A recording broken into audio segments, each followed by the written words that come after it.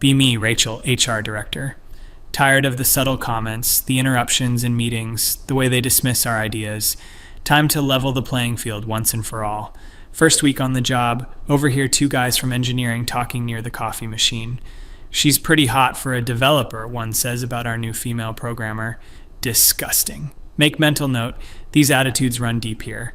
Clearly, this place needs serious intervention. Start implementing new policies immediately. Create comprehensive reporting system for workplace misconduct.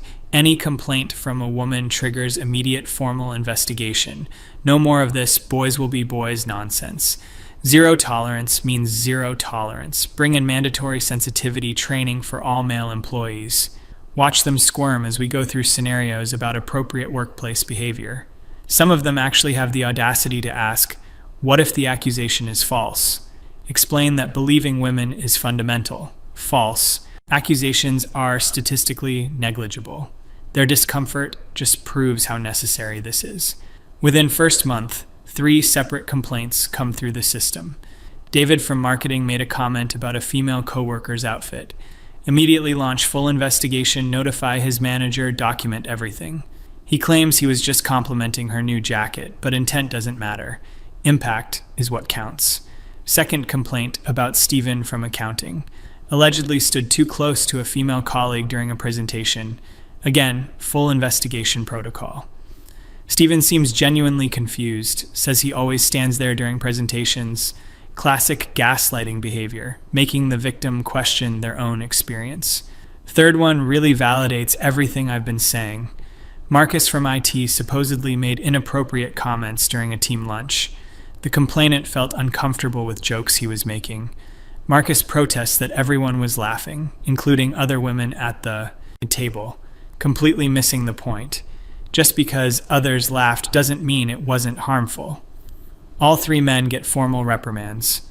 Word spreads quickly through the office. Good. Maybe now they'll think twice before their next microaggression. Notice some interesting behavioral changes over the following weeks. Men seem more cautious in their interactions. Conversations are shorter, more professional. Exactly what we wanted. A respectful workplace environment. Couple months later, attending a project planning meeting. Notice something odd when I walk into the conference room. Instead of the usual casual pre-meeting chatter, everyone goes silent. 7 people in the room, 4 men, 3 women, including myself. One of the men immediately pulls out his phone and starts recording. Just for accurate meeting notes, he explains when someone asks. Whatever. Transparency is good. Means they're taking things seriously now. A few weeks after that, trying to schedule one-on-one meetings with department heads. Need to review performance evaluation procedures. Email Thomas from sales about setting up a meeting. His response is weird. I'd be happy to discuss this. Could we include Jennifer from my team as well? She's familiar with our current processes. Odd, since this is about managerial procedures, not day-to-day operations. But fine, more perspectives can be valuable. Same thing happens when I reach out to Michael in engineering. Wants to bring his team lead Sarah to our meeting about budget planning. And when I contact Robert from customer service, insists on including his assistant manager Lisa. Starting to see a pattern here. Every single man I try to meet with individually wants to include a woman colleague. Initially think this might be positive. Maybe they're finally recognizing the value of female input, but something feels off about it. Decide to test this theory. Email James from facilities about routine office maintenance budget. Simple. Administrative matter should be straightforward. His response, absolutely. I'll ask Patricia to join us since she handles vendor communications. There are no vendors involved in this discussion. Now I'm paying closer attention to office dynamics. Notice men literally never meet with women one-on-one anymore. Anytime a male manager needs to speak with a female subordinate, there's always a third person present. Initially assume this is just better collaborative culture developing, but then I observe something that makes me pause. Watching Kevin from finance try to give feedback to Amanda, one of his analysts. Instead of just talking to her at her desk like normal, he asks another coworker to witness the conversation. The feedback is completely routine, just clarifying some spreadsheet formatting. Why does this need a witness? Start documenting these patterns more systematically. Every single interaction between male and female employees now includes a third party. Men are bringing recording devices to meetings. Everything gets documented in email follow-ups with multiple people copied. Initially think this is just good professional practice. Documentation and transparency are important, but the behavior seems almost compulsive. Decide to address this directly. Approach Daniel from operations after noticing he requested a witness for a 5-minute conversation about printer paper ordering. Ask him privately why he felt that was necessary. His response catches me off guard. "Rachel, I need to protect myself. Any misunderstanding could destroy my career here." Protect himself? From what? It's just a conversation about office supplies. Press him for clarification. He becomes visibly uncomfortable, starts looking around nervously. I can't risk any situation where it's just my word against someone else's. The policies are very clear about how these things get handled. Walk away from that conversation feeling unsettled. What did he mean about policies? Being clear, we implemented fair, protective measures for victims of workplace misconduct. How is that threatening to someone who's not doing anything wrong? Decide to dig deeper into recent workplace dynamics. Pull up records of formal complaints over the past year. 3 complaints total, all resolved through our standard investigation process. Each case was handled professionally and appropriately. But then I start looking at informal feedback from exit interviews. Pattern emerges that I hadn't noticed before. Several male employees mentioned feeling walking on eggshells. Phrases like constant anxiety and afraid to interact naturally keep appearing. This is concerning. Schedule meeting with Linda from HR Analytics to review workplace climate data. Of course, she insists on including Mark from her team as well, even though this is clearly HR to HR discussion. During the meeting, Linda presents some troubling statistics. Workplace satisfaction scores for male employees have dropped significantly. Collaboration metrics show decreased cross-gender interaction. Productivity in mixed-gender teams has actually declined. What do you think is causing these trends? I ask. Linda and Mark exchange glances. Mark speaks up. "Rachel, I think the men here are genuinely scared." "Scared of what exactly?" "Scared of being accused of something they didn't do," Linda adds quietly. "The investigation process is thorough and public. Even if someone is eventually cleared, everyone knows about it. This doesn't make sense. We created a safe environment for women to report problems. How does that translate to fear for men who aren't doing anything wrong? Ask them to elaborate." Mark explains. "When David got investigated for the clothing comment thing, everyone saw him called into meetings with HR, with his manager, with legal. Word spread that he was under investigation for harassment. Even after he was cleared, people still whisper about it. That's just due process," I explain. "We have to take every complaint seriously." "But the investigation starts immediately," Linda points out. "There's no preliminary assessment of whether the complaint has merit. Day 1, everyone knows you're being investigated for potential sexual harassment. Still not seeing the problem. Believing women means taking their concerns seriously from the start. Would you rather we dismiss women's complaints without investigation?" Another uncomfortable glance between them. "Of course not," Mark says carefully. "But maybe there's a middle ground? Some way to assess complaints more discreetly before launching full investigations?" "Absolutely not. That's exactly how predators slip through the cracks. Preliminary assessments are just code for protecting men's reputations over women's safety." And the meeting feeling frustrated. They're clearly not understanding the bigger picture here. But over the following days, I can't stop thinking about what they said. Start observing office behavior more carefully. Men really do seem different now. Watch Peter from marketing interact with his female colleagues. Every conversation happens in open areas where others can hear.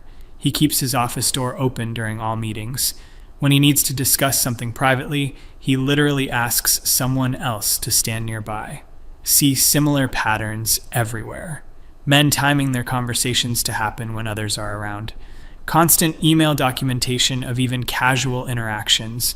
Refusing to take business trips with female colleagues unless multiple people are going. This level of paranoia seems excessive for people who aren't doing anything wrong. Decide to investigate further. Review our complaint resolution process more carefully. Look at the actual language in our policies. The procedures do seem comprehensive. Any complaint triggers immediate formal investigation. The accused person's manager is notified within 24 hours. HR meetings are documented in employee files. Investigation typically takes 2 to 3 weeks minimum. During investigation period, interactions between complainant and accused are restricted. Reading this with fresh eyes, I can see how it might feel overwhelming. But these measures are necessary to protect victims.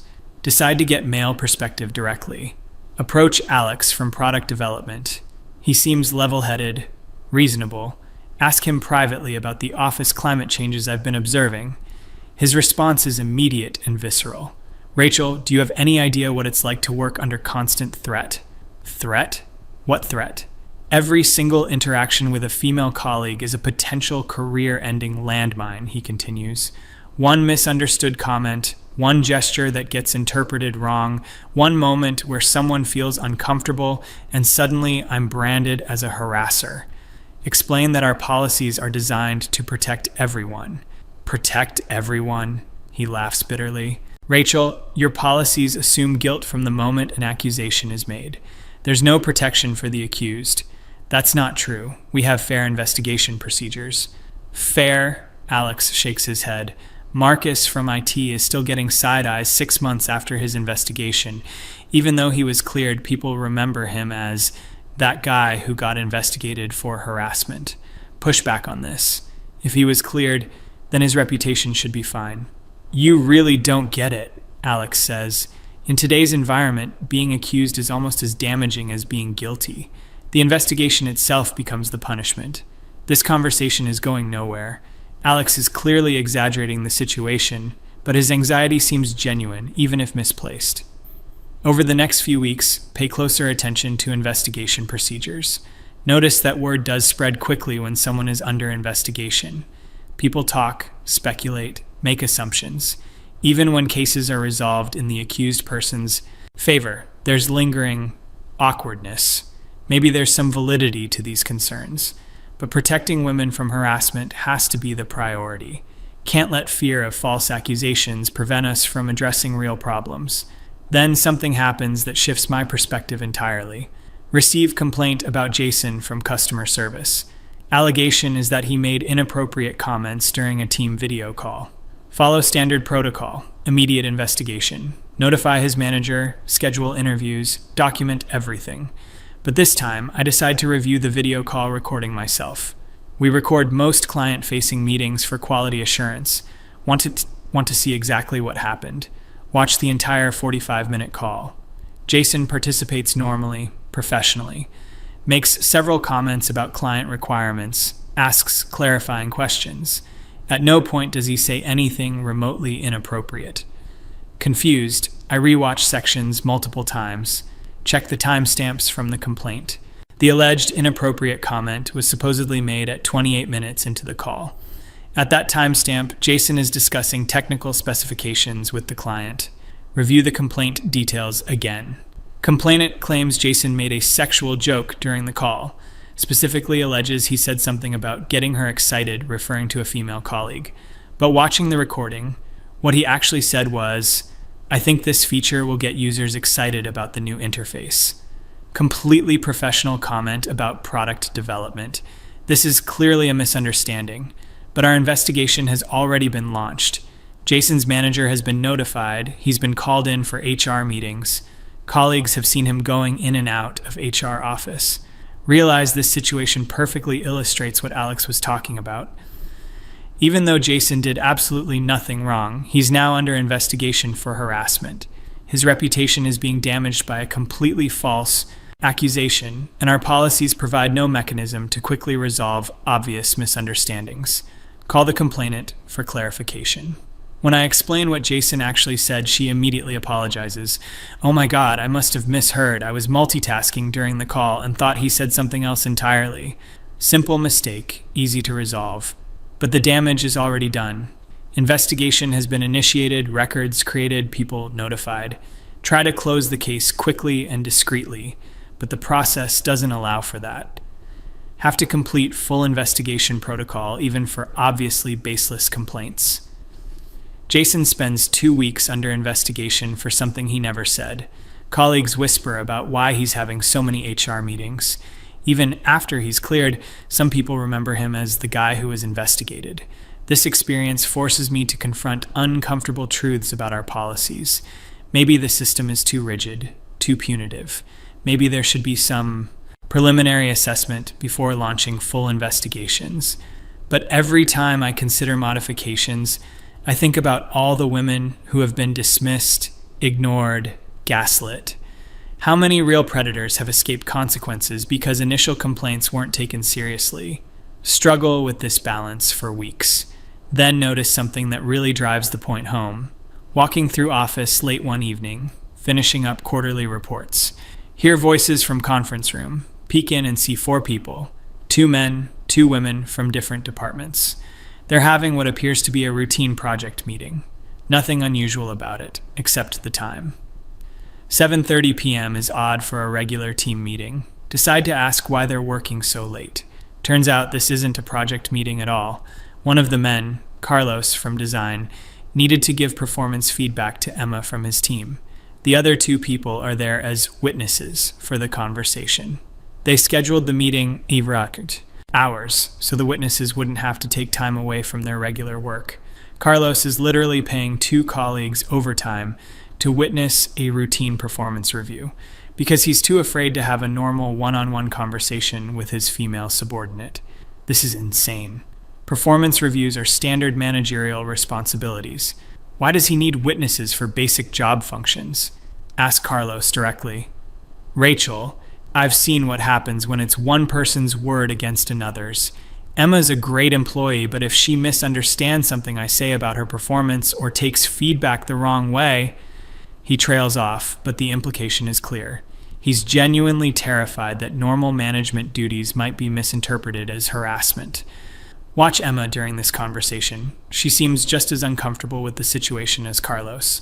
Having witnesses for performance feedback makes the whole interaction awkward and formal. This is ridiculous, I tell them. Emma, surely you don't need witnesses for a performance review. Emma looks conflicted. I mean, no, but I understand why Carlos wants them here. It protects both of us, I guess. Both of them? How does it protect her? Well, Emma explains hesitantly, if Carlos says something inappropriate, there are witnesses. But also, if there's ever any question about what was discussed or agreed upon, we have neutral parties who heard everything. She's right. The witness system protects everyone from misunderstandings and false accusations. But at what cost? These people are spending extra money and time just to have normal workplace conversations. The level of paranoia and mistrust is staggering. Leave that evening deeply troubled. The policies I implemented were supposed to create a safer workplace for women. Instead, I've created an environment where basic professional interactions require surveillance. Spend the weekend really thinking about this. Review all our harassment cases from the past year. 3 formal complaints, 2 informal concerns, 1 investigation that was dropped. 6 total cases in a workforce of 200 people. 4 of them involved genuine misunderstandings rather than intentional misconduct. Only 2 cases involved potentially problematic behavior, and those 2 were handled appropriately under our old policies anyway. Meanwhile, office culture has been completely transformed. Men are afraid to interact normally with female colleagues. Women are inadvertently participating in this climate of suspicion. Productivity and collaboration have suffered. Consider whether the cure has become worse than the disease. Monday morning, decide to test something. Schedule one-on-one meetings with several male managers. Don't mention anything about witnesses or recordings. Just send normal meeting invites. Results are exactly what I expected. Every single man requests additional attendees. Thomas from sales wants his female assistant present. Michael from engineering asks to include a woman from his team. Robert from customer service insists on bringing his female deputy manager. When I push back and say this is just between us, the reactions are telling. Thomas gets visibly nervous and asks if the meeting is disciplinary in nature. Michael requests to bring a union representative. Robert asks if he should contact legal counsel. They literally think I'm trying to trap them. These are routine management discussions, not disciplinary actions, but they're so paranoid that any private meeting with an HR representative feels threatening. Finally, understand the full scope of what I've created, an atmosphere of such fear and mistrust that normal business operations have broken down. Male employees now view every interaction with female colleagues as a potential threat to their careers. The irony is crushing. In trying to protect women from harassment, I've made it impossible for men and women to work together naturally. Collaboration has been replaced by documentation. Trust has been replaced by surveillance. Normal professional relationships have been replaced by paranoid formality. Realize that several good male employees have left the company over the past year. Exit interviews cited cultural fit issues and workplace stress. Probably couldn't say directly that they were afraid of false accusations. Meanwhile, some female employees have started expressing frustration too. They feel like their male colleagues are treating them like walking lawsuits. Conversations are stilted, collaborations are awkward. Instead of feeling more respected, they feel more isolated. The unintended consequences extend beyond just fear of false accusations. Men are now overcorrecting to avoid any possibility of misunderstanding. They're excluding women from informal networking opportunities, avoiding mentorship relationships that could advance women's careers, declining to offer developmental feedback that might be misconstrued. By making harassment accusations so consequential, I've incentivized men to simply avoid working closely with women at all. This is the exact opposite of what I wanted to achieve. Spend several sleepless nights grappling with this realization. Everything I thought I was fighting against, exclusion, inequality, hostile work environments, has gotten worse under my policies. The men aren't malicious. They're not trying to punish women or maintain some patriarchal system. They're genuinely terrified of being falsely accused and having their careers destroyed. And their fear is rational given the system I created. Any accusation triggers immediate investigation and reputation damage. There's no mechanism for quickly resolving misunderstandings. Even false accusations leave permanent marks on employment records. Begin to understand why they insist on witnesses and documentation. It's not paranoid behavior. It's logical self-protection in an environment where their livelihoods depend on being able to prove their innocence. The recording devices, the email documentation, the third-party witnesses, all of it makes perfect sense when viewed from their perspective. They're protecting themselves the only way they can under policies that assume guilt until proven innocent. Also realize that my initial dismissal of their concerns was part of the problem. When men tried to explain their anxiety about false accusations, I labeled it as misogyny. When they requested policy modifications, I saw it as resistance to progress. When they changed their behavior to avoid accusations, I interpreted it as proof that they had something to hide. But they were just trying to survive in a system that offered them no protection. And my refusal to acknowledge their legitimate concerns made everything worse. The most disturbing realization is how this has affected the women in our office. Several have mentioned feeling uncomfortable with the new dynamics. Male colleagues who used to be friendly and collaborative are now formal and distant. Opportunities for mentorship and advancement have decreased. The workplace has become more segregated, not more inclusive. Some women have even started requesting witnesses for their own meetings with male colleagues, not because they fear harassment, but because they want to avoid the possibility of misunderstandings that could hurt someone's career. Everyone is walking on eggshells. The office culture has shifted from one of trust and collaboration to suspicion and self-protection. This isn't the safe, inclusive environment I wanted to create. Consider what changes might address these problems without abandoning protection for actual harassment victims. Maybe preliminary assessments before launching full investigations, perhaps more discreet initial fact-gathering, definitely better communication about investigation outcomes, some way to quickly resolve obvious misunderstandings, but any modifications feel like admitting defeat, acknowledging that my approach was fundamentally flawed, accepting that sometimes the cure can be worse than the disease. The hardest part is realizing that my good intentions don't excuse the harmful outcomes. I thought I was fighting injustice, but I created a different kind of injustice. I thought I was empowering women, but I made their professional relationships more difficult. I thought I was holding men accountable, but I made them too afraid to engage authentically. Sit in my office late Thursday evening, watching the building empty out. Notice that people leave quickly now, avoiding the lingering conversations that used to happen.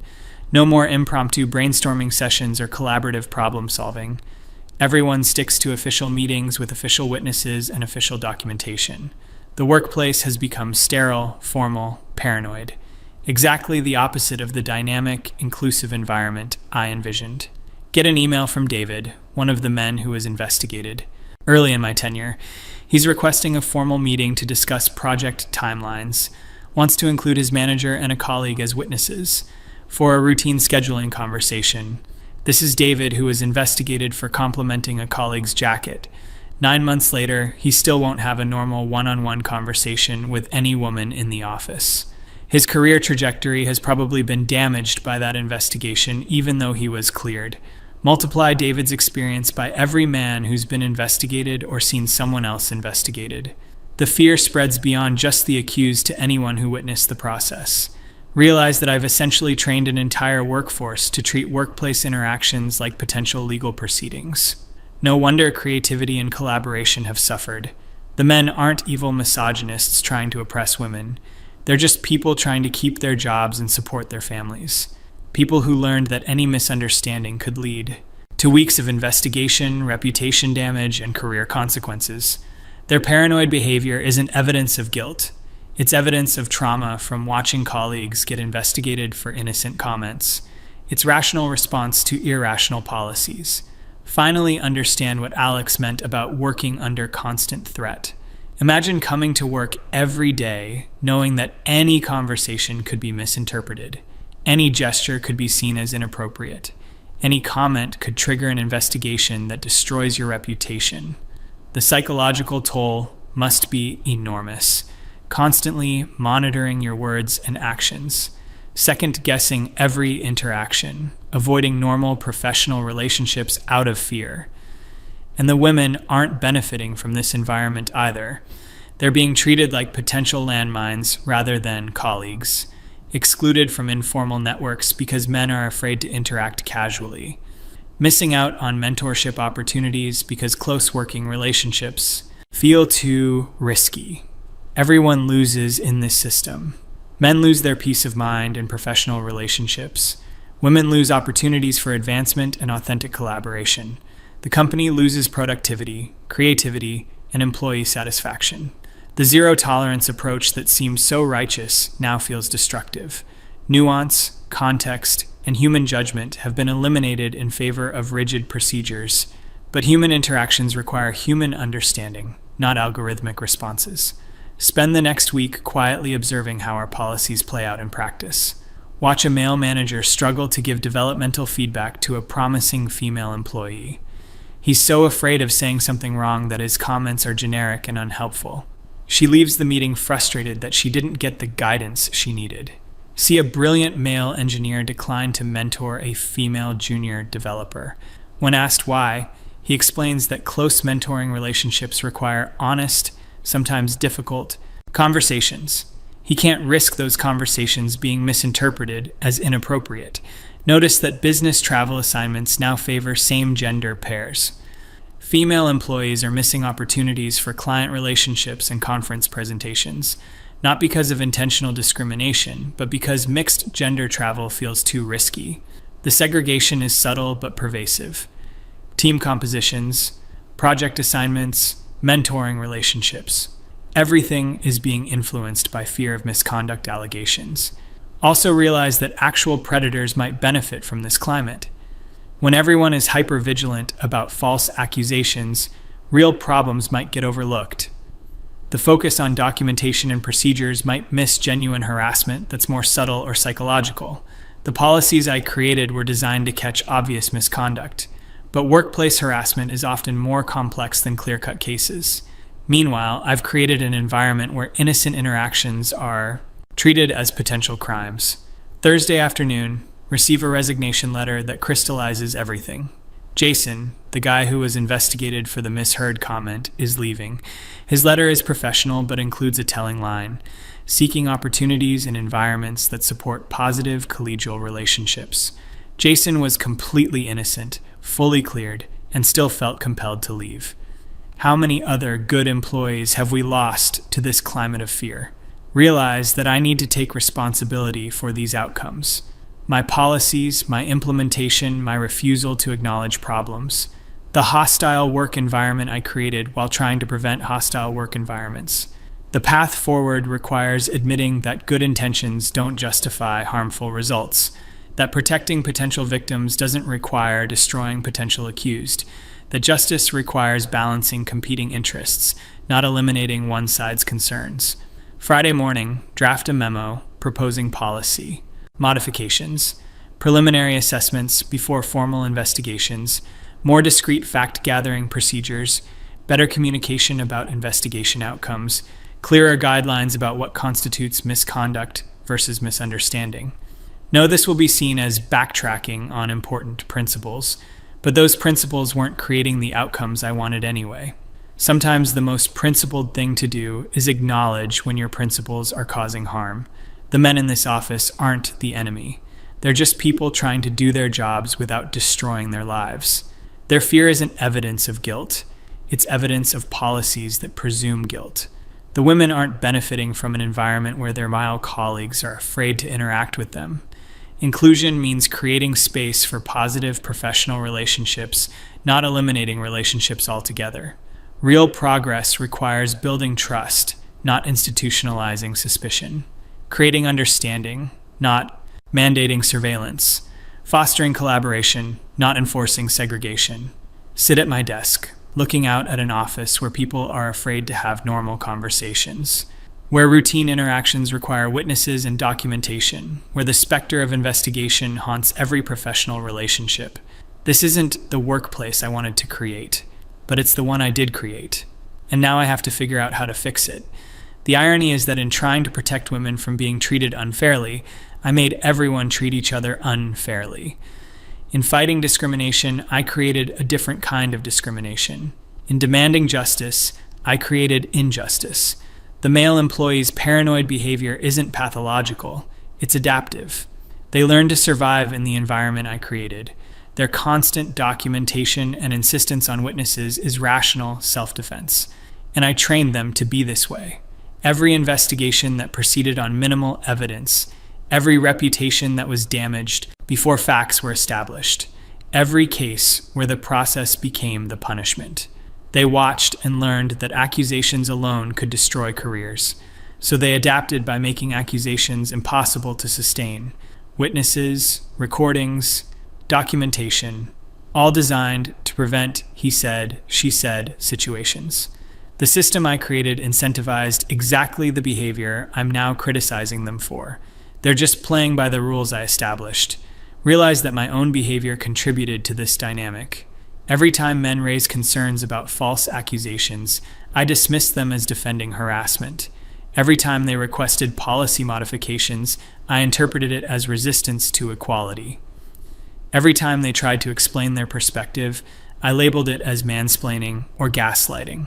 I never listened to their legitimate concerns, never considered that they might have valid points, never acknowledged that policy decisions affect everyone, not just intended beneficiaries. The feminist frameworks. I relied on assumed that men's concerns about false accusations were inherently suspect, that any resistance to harassment policies was evidence of complicity in harassment, that men who felt threatened by these policies must have something to hide. But that framework doesn't account for the reality of human psychology. People respond to incentives, even unintended ones. Fear changes behavior in predictable ways. Policies that assume bad faith will create defensive reactions. The men in this office weren't defending harassment when they expressed concerns. They were defending their own survival and professional prospects. Their anxiety wasn't evidence of guilt. It was evidence of vulnerability. My refusal to acknowledge that vulnerability made everything worse. It forced them to protect themselves through increasingly elaborate measures. Witnesses, recordings, documentation, all because I I wouldn't provide basic procedural protections. Also, realize that this dynamic has damaged relationships between male and female colleagues. Women are now inadvertently complicit in a system that makes men afraid of them. Men are treating women like potential threats rather than partners. Everyone is worse off. Trust has been replaced by fear. Collaboration has been replaced by self-protection. Normal human interaction has been replaced by paranoid formality. The workplace culture I created doesn't serve anyone's interests. Not women seeking equality and respect. Not men seeking fair treatment and due process. Not the organization seeking productivity and innovation. Monday morning, decide to take action. Schedule meetings with key stakeholders to discuss policy modifications. Include both male and female employees in these discussions. Actually listen to everyone's concerns instead of dismissing them. The goal isn't to eliminate protections for harassment victims. It's to create a system that protects everyone fairly, that distinguishes between genuine misconduct and innocent misunderstandings, that preserves due process while taking complaints seriously.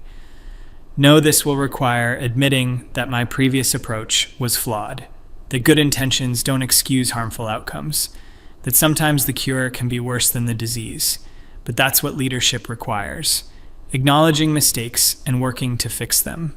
Putting principles into practice in ways that actually achieve intended goals. The men's paranoid behavior was a message I should have heard months ago. Their insistence on witnesses and documentation was feedback about policies that didn't protect them. Their fear was evidence that the system was broken, not that they were guilty. I created this environment through policies that assumed guilt until proven innocent. That made accusations alone sufficient to damage reputations. That provided no protection for people who were falsely accused. Now I need to create something better. A system that takes harassment seriously without destroying innocent people. That protects victims without victimizing the accused. That promotes equality without institutionalizing fear. The male employee's behavior makes perfect sense now. They're not paranoid, they're rational. They're not guilty, they're scared. They're not resisting progress, they're protecting themselves from unjust policies. And their protection mechanisms are actually quite sophisticated. Witnesses prevent he said, she said situations. Documentation creates objective records. Formal procedures ensure transparency. In many ways, they're implementing better practices than our official policies required. They're just doing it out of fear rather than principle. The challenge now is channeling that energy constructively, creating policies that provide the protections they're seeking through informal means, building trust that makes witness-required meetings unnecessary. But first, I need to acknowledge the damage my previous approach caused. To the men who were investigated for innocent actions, to the women who lost opportunities because men were afraid to work with them, to the organization that suffered from decreased collaboration and productivity. Real accountability means taking responsibility for outcomes, not just intentions. Means admitting when your methods don't achieve your goals. Means changing course when evidence shows you're causing harm. The feminist principles I believe in don't require destroying men's careers over misunderstandings. Equality doesn't require eliminating due process. Protecting women doesn't require making men into enemies. A truly inclusive workplace protects everyone's dignity and rights, creates space for positive relationships across gender lines, builds trust rather than institutionalizing suspicion. That's the environment I should have been working toward all along, instead of the paranoid surveillance state I accidentally created, where routine conversations require witnesses and documentation. The men's behavior was rational adaptation to irrational policies. Their fear was justified response to unjust procedures. Their protection mechanisms were necessary survival strategies. I taught them that any interaction with female colleagues was dangerous, that accusations alone could destroy careers, that the process of investigation was itself punishment. They learned those lessons well and adapted accordingly, creating elaborate systems to protect themselves from the system I created. Now I understand why they schedule witnesses for every meeting, why they document every conversation, why they refuse one-on-one interactions. It's not because they're guilty of anything. It's because they're afraid of everything. Afraid of me, afraid of the policies I implemented, afraid of the environment I created. And that fear is entirely justified. because I did create a system where innocent people could have their careers destroyed, where misunderstandings could be treated as misconduct, where the accused had no protection until after the damage was done. The solution isn't to blame them for adapting to survive. It's to create better policies that don't require such elaborate self-protection, to build trust that makes witness-required meetings unnecessary. But that will take time, and genuine acknowledgement of the harm my previous approach caused, and commitment to doing better going forward. The male employees taught me something important through their paranoid behavior. They showed me the real-world consequences of policies I thought were purely theoretical. They demonstrated how good intentions can create terrible outcomes. Their insistence on witnesses and documentation was feedback I should have heeded earlier, evidence that the system was broken and needed fixing, a warning that I was creating the very problems I thought I was solving. Now I have to figure out how to rebuild trust, how to create policies that protect everyone fairly, how to foster the collaborative, inclusive environment I originally wanted. That starts with admitting that my previous approach was wrong, that the men's concerns were legitimate, that their protective behaviors were rational responses to irrational policies, and it means working with them, not against them, to create something better. Policies that serve everyone's interests, procedures that distinguish between genuine problems and innocent mistakes. An environment where people don't need witnesses to have normal conversations. The paranoid office culture I created serves no one, not the women it was supposed to protect, not the men it ended up terrorizing, not the organization trying to function effectively. Time to build something better, based on trust instead of fear, collaboration instead of self-protection, human understanding instead of algorithmic procedures. That's what real progress looks like, not the surveillance state I accidentally created, where everyone is afraid of everyone else.